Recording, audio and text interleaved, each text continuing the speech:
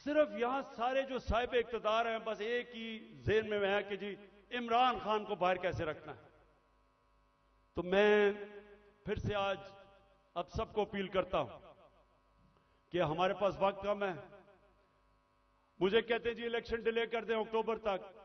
मुझे एक चीज बता दें कि अक्टूबर में इलेक्शन करवाने से मुल्क को क्या फायदा होगा। मुझे यह कन्विंस कर दें कि अगर इलेक्शन डिले होता है तो मुल्क तब तक संभल जाएगा। मुल्क तो नीचे जा रहा है, हल कोई है नहीं, लेकिन सिर्फ इसलिए कि डरे हुए हारने से इलेक्शन नहीं करवाना। तो मैं अपनी सारी कौम को भी आज कहना चाहता हूं कि पाकिस्तानियों, आपने याद रखना है कि आपने किसी सूरत जालिम के सामने सर नहीं झुकाना।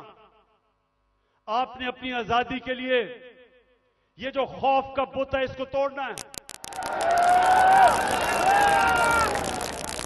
ये जो पकड़ धकड़ तशद्दुद करना, रेंजर्स ले आए कि जी पुलिस नहीं तो रेंजर्स आ जाए, क्या इससे मुल्क ठीक हो जाएगा?